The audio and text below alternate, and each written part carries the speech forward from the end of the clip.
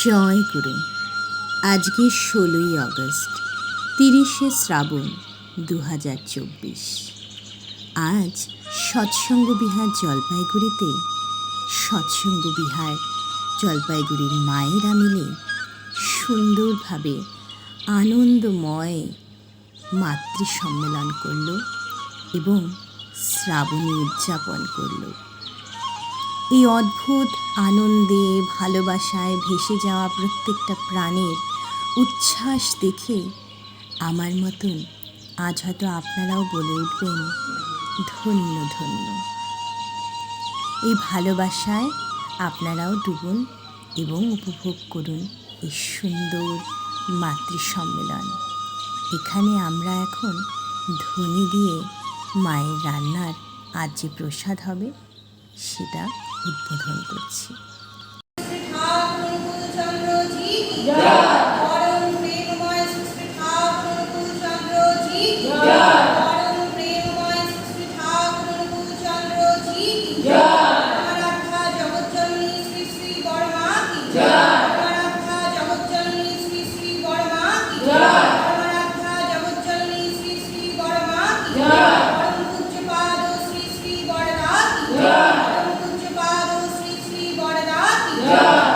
সকলকে জয় গুরু।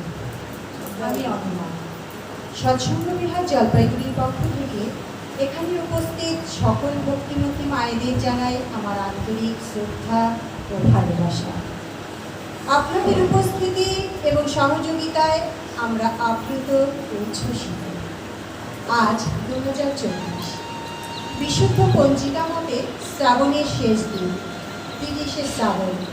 সারাটা মাস আমরা মায়েরা বাড়ি বাড়ি ঘুরে রোদ জল বৃষ্টি উপেক্ষা করে মাতৃ সম্মেলন যে সুস্থভাবে করতে পেরেছি তা একমাত্র প্রভুর আশীষ মাথায় করে। সৎসঙ্গ বিহার জলপাইগুড়ি আয়োজিত শ্রাবণ পরিক্রমায় যে মায়েরা প্রায় রোজ মন্দিরের পক্ষ থেকে বাড়ি বাড়ি ঘুরে মাতৃ সম্মেলন করেছে তাদের নাম আজ না নিলেই নয়। প্রতিমা রায়মা, নবনীতা রায়মা, ছন্দা চ্যাটার্জি মা, আরতি রায়মা, তুলি প্রামাণিক মা, পিয়ালি বর্মন মা, ইন্দ্রাণী দে মা, প্রতিমা রায় মা, অনুপমা রায় মা, পম্পা কর্মকার মা, আলপনা সাহা মা, অলকা রায় মা, বিজয়তা চ্যাটার্জি মা, অনিমা দে সরকার মা এবং আমি নিজে। আপনাদের মন্দিরের তরফ থেকে অসংখ্য ধন্যবাদ এবং শ্রদ্ধা জানাই। এভাবে ইষ্টের হয়ে মন্দিরের হয়ে রোজ এই শ্রাবণ পরিক্রমা নিষ্ঠার সাথে করবার জন্য সৎসঙ্গ বিহার জলপাইগুড়ির পক্ষ থেকে বিশেষভাবে ধন্যবাদ এবং শ্রদ্ধা জানাই আমাদের কিছু শ্রদ্ধেয় মায়েদের, শ্রীমতী নমিতা মা, শ্রীমতী বিধি মা, শ্রীমতী স্মৃতি মাকে। তাদের বয়স হয়েছে, সবসময় তারা মাতৃ সম্মেলনে উপস্থিত থাকতে পারেননি, তবুও যে কিছু কিছু মাতৃ সম্মেলনে তাদের আমরা কাছে পেয়েছি সেই জন্য আমরা আপ্লুত ও অভিভূত। আরও অনেক মায়েরাই রয়েছেন, আমি হয়তো সকলের নাম নিতে পারলাম না, তাই ক্ষমা প্রার্থী। এভাবেই বছরের পর বছর বটবৃক্ষের ছায়ার মতন আপনারা আমাদের পাশে থাকবেন আর আমাদের শক্তি যোগাবেন। সৎসঙ্গের ধ্বজা এভাবেই জলপাইগুড়ির বুকে আরও দৃঢ় করে স্থাপিত করবার জন্য এবং আরোতর এগিয়ে যাওয়ার জন্য আপনাদের সকলের সহযোগিতায় এবং ভালোবাসায় এই পূর্ণ শ্রাবণ পরিক্রমা আমরা সুস্থ সুন্দর সমাপনীতে আনতে পেরেছি। আজ এই শেষের বেলায় এই শ্রাবণী উদযাপনে সেই সব মায়েদের আন্তরিক ভালোবাসা ও শ্রদ্ধা, যাদের ভালোবাসার অর্ঘ্য দিয়ে এই সুন্দর অনুষ্ঠান আমরা করতে প্রয়াস করেছি। আজ এই শ্রাবণী উদযাপনে শুধু গান কীর্তন কথা কীর্তনের মাধ্যমে নয়, নৃত্যশিল্পের মাধ্যমেও মাতৃবন্দনা ও পুরুষোত্তম বন্দনা করব। আশা করি আপনার এই অনুষ্ঠান সুন্দরভাবে উপভোগ করবেন এবং ভালোবাসবেন। এখন ডেকে নিচ্ছি সুশ্রী আয়েশা মাকে তার অপূর্ব নৃত্যকলায় মায়ের আহ্বান করবার জন্য। অতঃপর মঙ্গল ঘট স্থাপন করবেন আমাদের ছন্দা মা ও আর 5 জন নিউজটির সহযোগিতায়। জয়।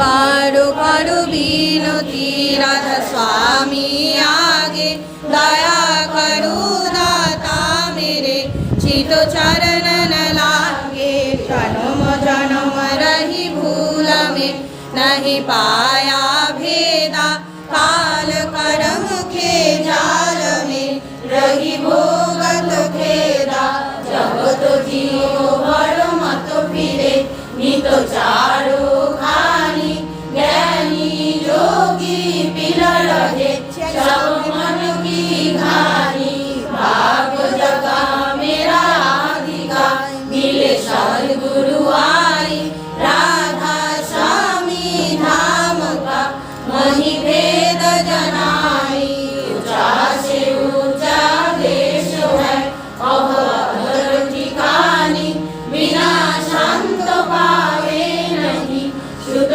शब्द निशानी राधा स्वामी नाम की मही महिमा सुनाई विरह अनुराग जगाय के घर पहुँचू भाई साधु संग कर सार रसो मैंने पिया भाई प्रेम लगा गुरु चरण में मन शांतन आई तरफ उठे बेकल रहो कैसे पिया घर जाई दर्शन रस निक निकलहु वहे मन स्थिर थाई सुरत चरे आकाश शब्द विलासा धाम धाम निरखत चले पावे निज घर बासा ये आशा मेरे मन बसे रहे चित उदासा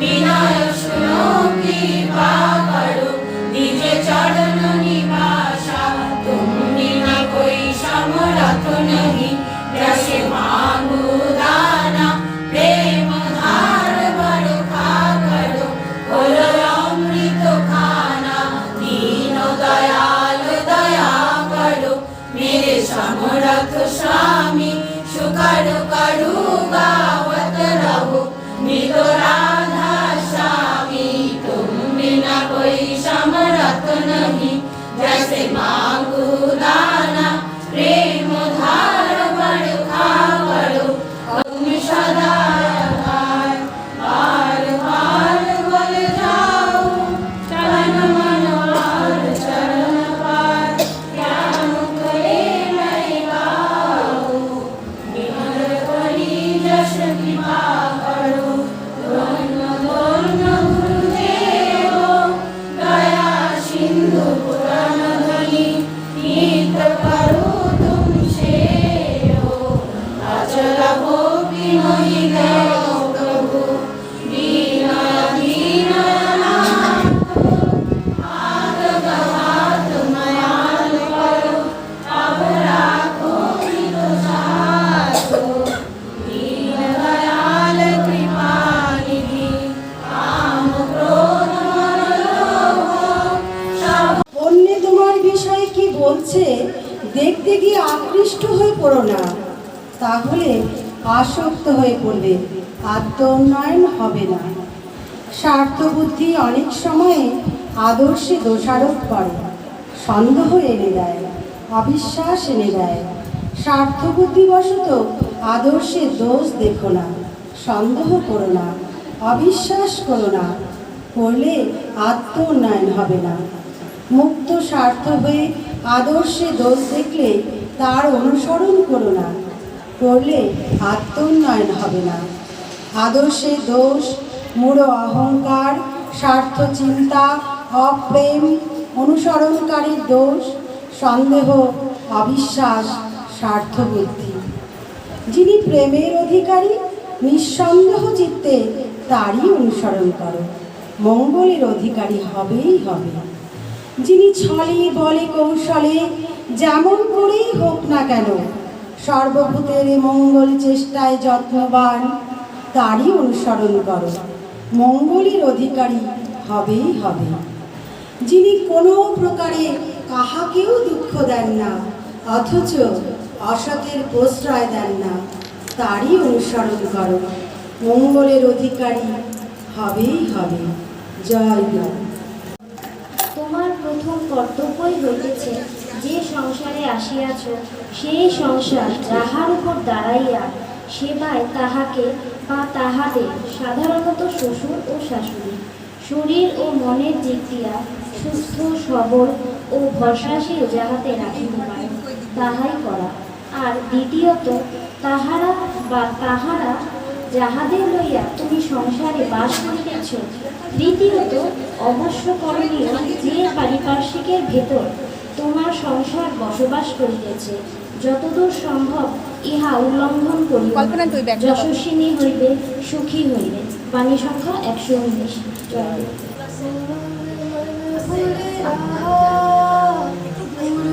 दर्शन।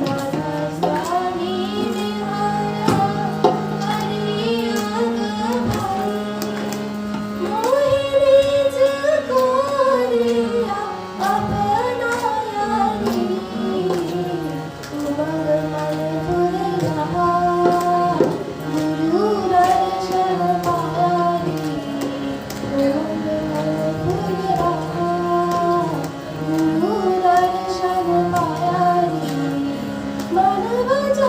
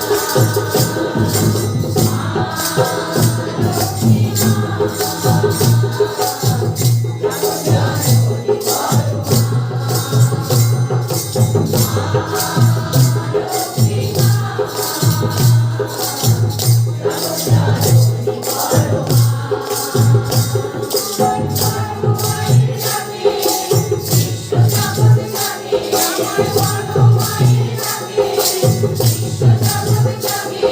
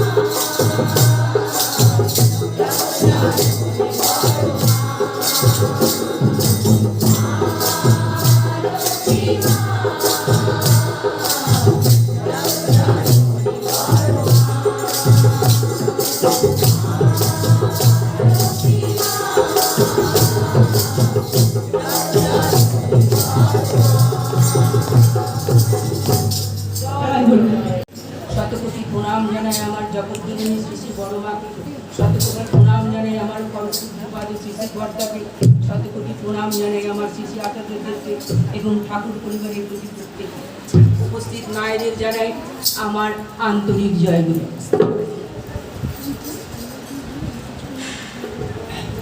আজকে আমি যে গানটি করছি একমাত্র আমার ছোট ছোট বোনদের অনুরোধে। গানে ভুল ত্রুটি থাকলে অনেক ভালো ভালো মায়েরা বোনেরা গান জানেন, আমাকে ক্ষমা করে দেবে নিজ গুণে। জয় গুরু। কৈলাসবাসিনী মা আমার, রাজনন্দিনী মহামায়া, পুরুষোত্তম লীলা সঙ্গিনী জগৎজননী বড় মা আমার, আবার বৈকুণ্ঠ হইতে মর্তে নামিয়ে আসিলেন গো। কই গো মায়েরা, উলুধ্বনি দাও,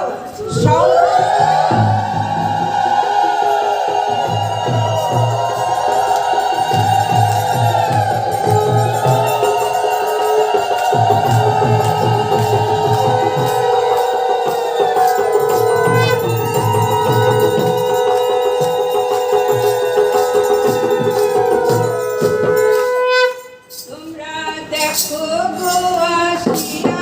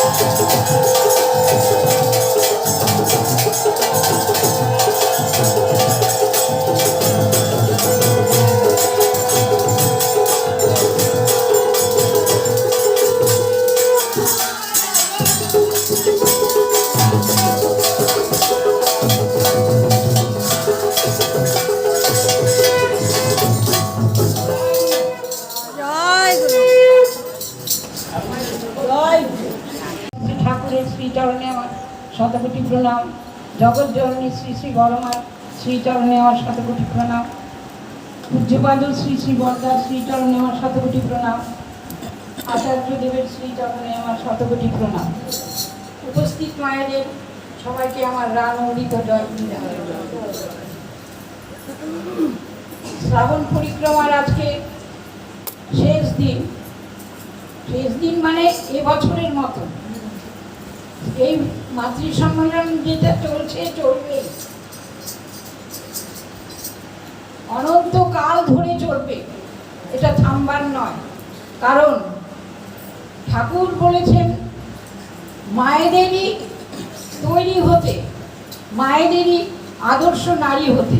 আর এই আদর্শ নারী হতে গেলে আমরা মাতৃ সম্মেলনের মাধ্যমে ঠাকুর কি বলেছেন মায়েদের সম্পর্কে সেটা আমরা জানতে পারবো। শ্রী ঠাকুর মায়েদের বলেছেন আদর্শ নারী হতে। আদর্শ নারী কি ঠাকুর সেটা ঠাকুরের যে নারীর নীতি বইটি আছে তাতে সুস্পষ্টভাবে নারী জীবনের প্রতিটি সমস্যা কথা, তার সমাধানের কথা ঠাকুর উল্লেখ করেছেন। প্রথম যে বাণীটা বলেছেন মেয়েদের কেমন হতে হবে, বলছেন কি ঠাকুর, মেয়ে আমার, তোমার সেবা, তোমার চলা, তোমার চিন্তা, তোমার বলা পুরুষ সাধারণের মধ্যে যেন এমন একটা ভাবের সৃষ্টি করে যাতে তারা অবনত মস্তকে নতজানু হয়ে ভক্তি গদগদ কণ্ঠে মা আমার, জননী আমার বলে মুগ্ধ হয়, বুদ্ধ হয়, তৃপ্ত হয়, কৃতার্থ হয়। তবেই তুমি মেয়ে, তবেই তুমি সতী। এই যে বাণীটা প্রথম যে বাণী ঠাকুরের, এটা যদি কোনো মেয়ে ফলো করে, প্রথম বাণীটাই যদি ফলো করে, পুঙ্খানুপুঙ্খরূপে যদি ফলো করে, তাহলে কিন্তু সে পরিপূর্ণ একটা আদর্শ নারীতে পরিণত হবে। শ্রী শ্রী ঠাকুর আরও বলেছেন যে নারী জীবনের সার্থকতা হচ্ছে মাতৃত্বে। এখন এই কেন মাতৃত্বে? কারণ এই মা থেকেই আসে সন্তান সন্ততি। আমার পরিবারের সন্তান সে সমাজেরও একটা অংশ, সে রাষ্ট্রেরও একটা অংশ, অর্থাৎ জাতিরও একটা অংশ। সেই জন্য ঠাকুর আবার বলেছেন নারী হতেই জন্মে জাতি। তাই নারীকে কি হতে হবে? শুদ্ধ হতে হবে। স্খলিত নারী চরিত্র হইতে ব্যর্থ জাতি জন্ম লাভ করে থাকে। সুতরাং আমাদের নারীদের এই মাতৃ সম্মেলনের মাধ্যমে ঠাকুর যা বলে গেছেন সেটা আমাদের ফলো করতে করে নিজেকেই তৈরি হতে হবে। বড় মা ছিলেন এই আদর্শ নারীর একটা প্রকৃষ্ট উদাহরণ।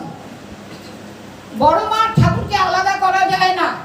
ঠাকুর যে বাণীটা দিয়েছেন সেই বাণীগুলির প্রকৃষ্ট উদাহরণ হলেন শ্রী শ্রী বড় মা। বড় মা আদর্শ মা, বড় মা আদর্শ বধূ, অর্থাৎ সমগ্র জাতির আদর্শ বড় মা।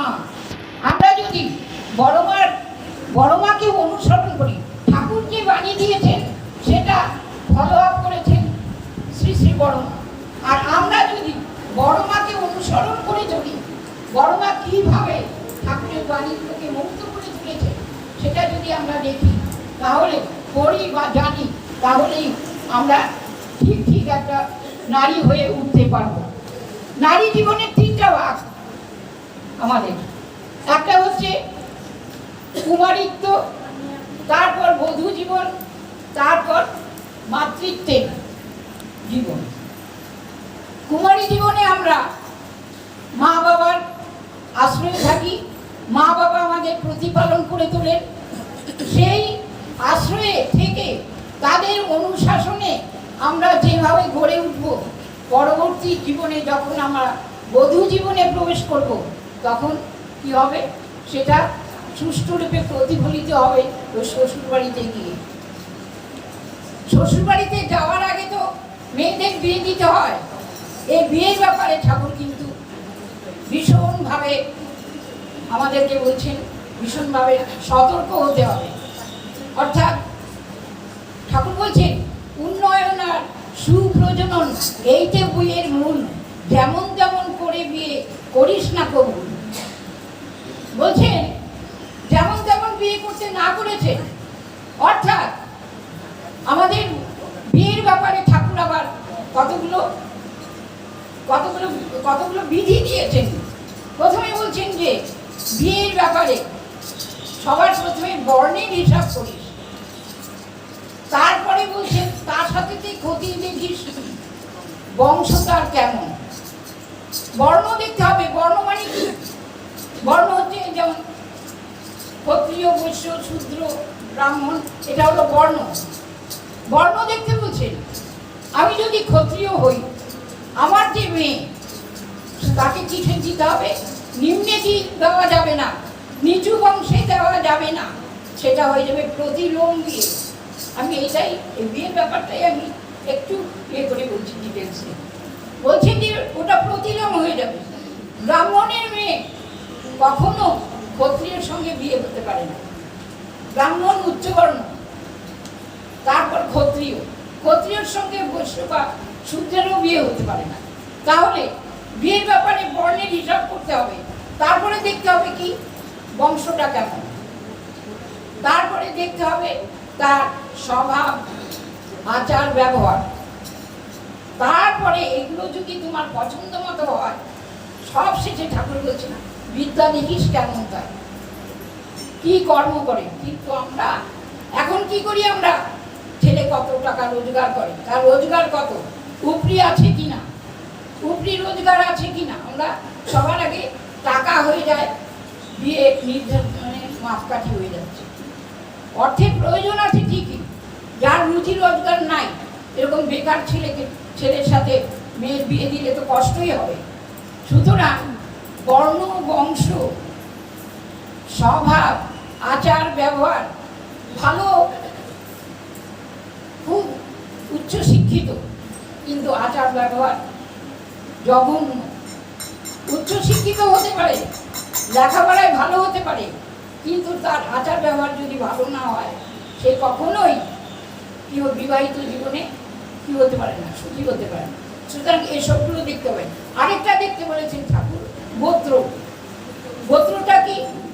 ঠাকুর বলেছেন সগোত্রে বিয়ে কৃষ্ণে মেয়ে, সগোত্রে বিয়ে দিতে না করেছেন, সগোত্রে বিয়ে দিতে না করেছেন। বলছেন সগোত্রে বিয়ে দিলে কি হবে? বিকলাঙ্গ, অন্ধ এসবের জন্ম হতে পারে, এই সমস্ত সন্তানের জন্ম হয়। সুতরাং বিয়ের ব্যাপারে আমাদের বিয়ে দেখতে হবে, গোত্রও দেখতে হবে। সগোত্রে বিয়ে দিস না মেয়ে, সগোত্রে মেয়ে বিয়ে দিস না, বিয়ে করিস না, ভুল। এটা ভুল। সুতরাং কথায় কথায় বলে গোত্রান্তর, অর্থাৎ এক গোত্রে বিয়ে হয় না।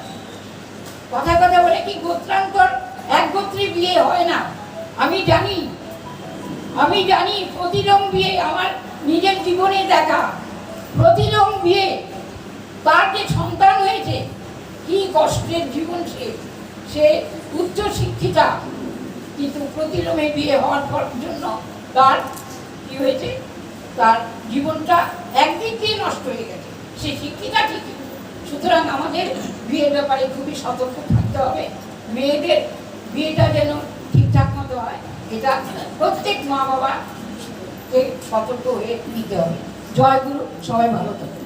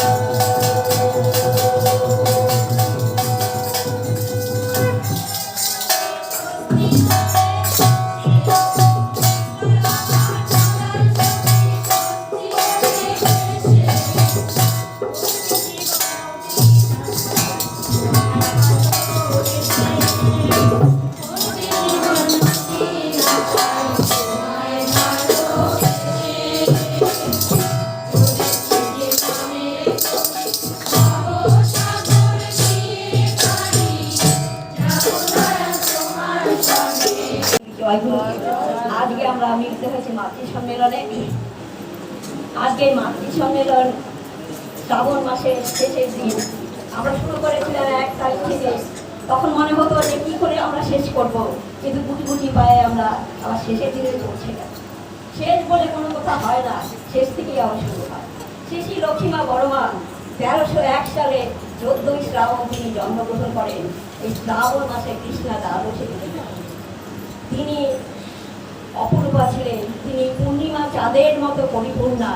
তাই তার যখন শ্রী শ্রী বড়মার আগে যখন জন্ম হয়, জন্মের আগে তার মা চিনয়নী দেবী তিনি স্বপ্ন দেখেন যে লক্ষ্মীর ঝাঁপি থেকে একটা সুন্দর মেয়ে তার কোলে এসে মিলিয়ে গেল।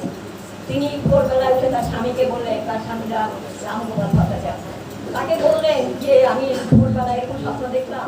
তখন তিনি বললেন ভোরের স্বপ্ন সার্থক হয়, সফল হয়। তারপরে ভোরবেলা উঠে তিনি আবার তার শাশুড়ি মাকে বললেন। শাশুড়ি মা তখন বললেন যে শুভ খবর, আশা করি এটা শুভ ফলই হবে, তুমি আর কাউকে বলবে। তারপরে সবাই জানতে পারলো যে চিনয়নী দেবী মা হতে চলেছেন। তিনি তার যখন 14ই শ্রাবণ কৃষ্ণা দ্বাদশী তিথিতে জন্ম হলো, জন্মের সময় তার গায়ের রং এত স্বচ্ছ স্ফটিকের মতো ছিল, তাই সবাই তাকে ফটকি বলে ডাকতেন। তার আসল নাম হলো ষোড়শীকলা দেবী। তিনি ষোড়কলার পরিপূর্ণা। যেমন পূর্ণিমার চাঁদে কোনো রকম এতটুকু ফুট থাকে না, এতটুকু ফাঁক থাকে না, তেমনি করে আমাদের শ্রী লক্ষ্মীমার জীবনটাও তেমনি করেই তিনি পরিপূর্ণা, সব দিক থেকে তিনি পরিপূর্ণা। তিনি এত মেধাবী ছিলেন, তার বাবা তার মেধা দেখে আশ্চর্য হয়ে যেতেন। যিনি যে কোনো কথা একবার শুনলে খুব সুন্দরভাবে মনে রাখতে পারতেন। তারপরে তিনি ধীরে ধীরে বড় হলেন। বড় হওয়ার পরে আমাদের নিয়ম অনুযায়ী তাদের বিবাহ দিতে হয়। শেষে ঠাকুরের বিয়ের জন্য মেয়ে খোঁজা হচ্ছে। তখন মাতা মনমোহনী দেবী বললেন যে তোমাদহ গ্রামে একটি মেয়ে আছে, আমার সেই মেয়েটা কিন্তু পছন্দ, যাও না তোমরা দেখে আসো তাকে। তারা বড় মাকে দেখলেন, প্রত্যেকে মিলে দেখলেন, এমনকি গ্রামে যত মানুষ আছে প্রত্যেকেই তার কাছে গিয়ে তাকে দেখলেন, তার পেলেন না। আমাদের শ্রী ঠাকুরের সঙ্গে তারা বিবাহ হয়ে থাকে এবং তিনি সুন্দর সুখে সংসার করে আমাদেরকে শিখিয়ে গেলেন কিভাবে সুস্থ সমাজ, সুস্থ সংসার করে তুলতে হয়। যে আমাদের সৎসঙ্গটা একটা পরিবার, তিনি সেই পরিবারকে নিজের হাতে গঠন করেছেন এবং আমরাও যেন সেইভাবে আমরা আমাদের সংসারকে, শুধু সংসার কেন, আমাদের আরও যে আশেপাশে যে সকল মায়েরা দাদারা আছেন প্রত্যেকে নিয়ে আমরা সুস্থ সুন্দরভাবে চলতে হয়। আপনারা সবাই জানেন হেমকবি ছিলেন। তিনি শ্রী শ্রী ঠাকুরের কাছে আসতেন, তিনি মদ্যপ ছিলেন, সবসময় তিনি মদ পান করতেন। শ্রী ঠাকুর নিজের থেকে মদ দিয়েছেন। তিনি একদিন তার চেতনা ফিরল যে বিশ্ব সংসারের স্রষ্টা, যে নাকি বিশ্ব বিধাতা, যে নাকি আমাদের বিশ্বপিতা, এক লোক তার কাছে ছুটে আসে, আমি তার হাতে মদ খাচ্ছি, তাহলে আমি কতখানি অপরাধ করছি। তিনি তার অপরাধের জ্বালায় তিনি তখন ঠাকুরের কাছে নিবেদন করেন, ঠাকুর আমি আর মদ খাবো। তিনি ভালো মানুষ হয়ে গেলেন। দেখেন এমনি করে কত মানুষ শ্রী ঠাকুরের কাছে এসে প্রকৃত মানুষ হয়ে গেছে। একদিন হেমকবি তার পেটের অসুখ ছিল, এই পেটের অসুখ তিনি কষ্ট পান, শ্রী ঠাকুরের কাছে নিবেদন করে, ঠাকুর আমার পেটের অসুখটা সারছে না, আমার মনে হয় শ্রী বড় মার কাছে যদি আমি একটু প্রসাদ খেতে পারি তাহলে আমি ওদের সুস্থ হয়ে যাব। তখন শ্রী ঠাকুর যা বড় বউর কাছে যান, এখন তো বড় বউ ছাড়া কিচ্ছু বুঝতেন না। তিনি বলতেন বড় বউ যদি সুস্থ থাকতো আমার জীবনটা বেশ সুন্দর হতো, আমি আরো সুস্থ ভালো থাকতে পারতাম। এমনি করে তাদের স্বামী স্ত্রী ভালোবাসা ছিল। শ্রী বড় মা শ্রী ঠাকুরকে কিন্তু স্বামী হিসাবে গ্রহণ করেননি, তিনি তাকে দেবতা হিসেবে মানতেন, ঠাকুর হিসাবে মানতেন। শ্রী বড়দাও তেমনি বাবা হিসাবে মানেননি, ঠাকুর হিসাবে মানতেন। তখন হেমকবি এসে বর্মাকে বলেন, বর্মা আমাকে যদি প্রসাদ খাওয়া তাহলে ভালো হবে। ঠিক বর্মা খুব খুশি হলেন, খুশি বলে ঠিক আছে। তিনি কি রান্না করেন, পেটের রুগীকে যা যা খেতে দিতে হয় তার বিপরীত খাবার তিনি রান্না করেন। সেই ঘি ভাত থেকে শুরু করে টক ঝাল মিষ্টান্ন, এমন কিছু বাদ নাই যেটা পেটের রুগীর পক্ষে সবচেয়ে ভালো। তারপরে তিনি খেতে বসছেন, খাবার দেখে তিনি ভাবছেন এ কি করে আমি খাবো। তিনি তৃপ্তি সহকারে খেলেন। তখন মনে মনে ভাবছেন আজ আমি যে উঠে যাচ্ছি তাকে সূর্য উদয় আমি দেখতে পাবো না, আমার জীবনে আজ শেষ দিন। তিনি বড়মাকে প্রণাম করে, ঠাকুরকে প্রণাম করে ঘরে গিয়ে শুরু করলেন। তিনি পরের দিন ভোরবেলা উঠলেন, উঠে দেখলেন যে তার কোথায় পেটের রোগ, কোথায় তার শরীর খারাপ, সেই চন্মনের তার শরীর, তার কোনো এতটুকু কোনো ব্যথা যন্ত্রণা নেই। তাহলে দেখুন শিশু বড় মা কত বড় ডাক্তার ছিলেন। বর্তমানে ডাক্তারেরা কি করে, অপারেশনের পরের দিন তাকে টক ঝাল মিষ্টি সব কিছু খাওয়ান, যে তার কোনো অসুবিধা হয় কিনা, কোনটাতে তার কোনো ক্ষতি হয় সেটা তারা পরীক্ষা করে দেখে। আর শিশি বড় মা আজ থেকে কত বছর আগে গ্রাম্য একজন বধূ, তিনি জানতে পারলেন যে কি করে একজন মানুষকে সুস্থ করা যায়। তিনি এমনিভাবে আমাদের প্রতিটি মানুষকে ভালোবাসা দিয়ে তার ব্যবহার দিয়ে আমাদের সুস্থ সুন্দর করে গড়ে তুলেছেন। একটা কথা বিশেষ করছি, শতবর্ষের সময় একজন মা লিখেছেন তিনি বড় মা সেবা করতেন। বড় মা সেবা করার সময় তার মানে সেই মা হচ্ছে আমার চোখে জল পড়ছে, আমার কাছে 2 বছর বয়স। তিনি 2জন মেয়েকে নিয়ে বড় মার কাছে আশ্রয় গ্রহণ করেন এবং তার আর্থিক অবস্থা এতই খারাপ যে লোকের বাড়ি ঘুরে ঘুরে সে বাসন মাত্র কাপড় কাজ করতো। তারপরে একদিন তার একটাই মাত্র মেয়ে, সেই মেয়েটা হচ্ছে কথা বলতে পারে না, হাঁটতে পারে না। তিনি বড় মাকে বললেন, বড় মা আমার মেয়েটা কথা বলতে পারে না, হাঁটতেও পারে না, আমি কি করবো এই মেয়ে? তখন বড় মা বললেন যে আনন্দবাজার থেকে বাসি ছাই নিয়ে আসবি, আর আনন্দবাজার যে বাসি হাতের মার আছে সেই মা সপ্তাহ করে মেয়েকে খাওয়াবি, আর এই ছাই ওর পায়ে মালিশ করে দিবি। আর সেই বর্দাকে বলে বা তেল এনে দিতে, সেই তেল মালিশ করে সেই মেয়ে 3 মাসের মধ্যে কথা বলতে শিখল এবং 7টা তার স্কুলে ভর্তি হয়ে 7টা স্কুলের মধ্যে সে গানে চ্যাম্পিয়ন হয়। এটা কি করে সম্ভব? কার দয়াতে সম্ভব? লক্ষ্মী নারায়ণের সঙ্গে লক্ষ্মী আসে, এমনি করে তিনি আমাদের পাশে বেলার পথ দেখালেন। আমি আর বিশেষ কিছু বলছি না, সময় যাচ্ছে। আপনাদের প্রতি প্রত্যেকে শান্তি স্বস্তি কামনা করি। পরমপিতার আত্মচরণে আমরা আগামী বছরও এমনি করে সুস্থ সুন্দরভাবে মাতৃ সম্মেলন করবো, যে ঘুরে ঘুরে আমরা মাতৃ সম্মেলন করবো আনন্দে। কৃষ্ণ কৃষ্ণ গোবিন্দ গোবিন্দ বলতে, জয় রাধে রাধে। কৃষ্ণ কৃষ্ণ গোবিন্দ গোবিন্দ বলতে, রাধে গোবিন্দ গোবিন্দ গোবিন্দ গোবিন্দ গোবিন্দ বলে যারা রাখলে, জয় রাধে রাধে। কৃষ্ণ কৃষ্ণ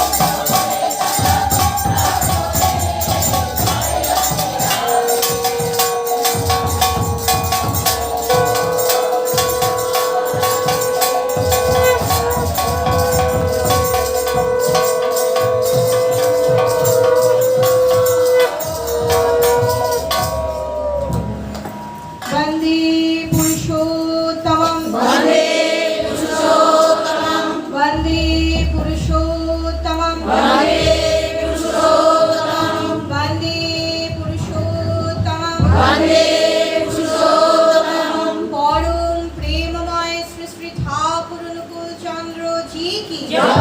পরম প্রেমময় শ্রী শ্রী ঠাকুর অনুকূল চন্দ্র জি কি জয়।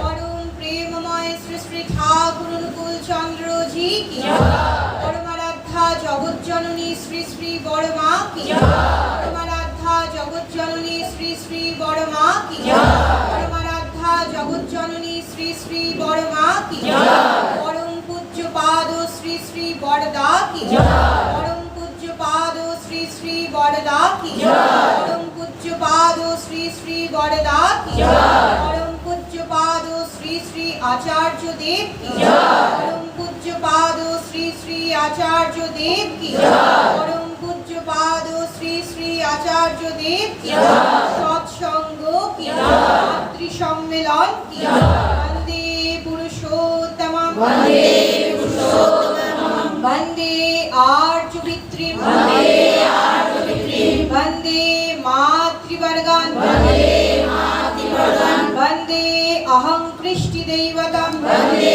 অহং কৃষ্টিদেবতম বন্দে পুরুষোত্তমং বন্দে পুরুষোত্তমং বন্দে পুরুষোত্তমং বন্দে পুরুষোত্তমং বন্দে পুরুষোত্তমং বন্দে পুরুষোত্তমং পরম প্রেমময় শ্রী শ্রী ঠাকুর অনুকূল চন্দ্র জি কি জয়।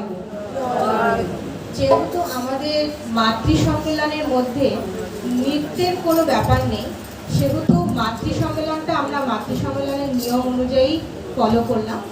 আর মাতৃ সম্মেলন শুরুর আগে একটা মা লক্ষ্মী নাচ হয়েছে, এবং যেহেতু এটা উদযাপন, মাতৃ সম্মেলনের শেষে একটি ছোট্ট বাচ্চাকে আরেকটি নাচ পরিবেশন করবে। আর এইটা দিয়ে আমরা বার্তা দিতে চাই যে কাল থেকে শুরু হচ্ছে ভাদ্র মাস, ভাদ্র পরিক্রমা। এটা ছিল বড় মায়ের মাস, আর শুরু হতে চলেছে ঠাকুরের মাস, ভাদ্র মাস, ঠাকুরের জন্মদিন। কাল থেকে শুরু হয়ে যাবে নানান জায়গায় আবার ভাদ্র পরিক্রমা। বাড়ি বাড়িতে যেমন এই কয়দিন আমরা দুপুরবেলায় গিয়ে মাতৃ সম্মেলন করেছি, এরপরে আমরা বাড়ি বাড়িতে গিয়ে সন্ধ্যেবেলার দিকে সৎসঙ্গ করব। তাই ডিপি ওয়ার্কস করে যে মায়েরা আজকে এখানে উপস্থিত আছে তাদের কাছে জিনিসটা নতুন হতে পারে, কিন্তু আজ থেকে আপনারাও এই শিক্ষায় শিক্ষিত হয়ে যাবেন যে সৎসঙ্গ কীভাবে চলে। আমরা শ্রাবণ মাসে শ্রাবণ পরিক্রমা করি এবং ভাদ্র মাসে ভাদ্র পরিক্রমা। কালকে প্রথম সৎসঙ্গটি রয়েছে নমিতা মায়ের বাড়িতে, মা বলেই দিয়েছে সকলেই যাবেন এবং আনন্দ করবেন। এখন ঠাকুরের বন্দনা করে আমরা একটি নৃত্য পরিবেশন করবে আমাদের ছোট বোন তুমি নির্মল করো, সবাই উপভোগ করবে। জয়।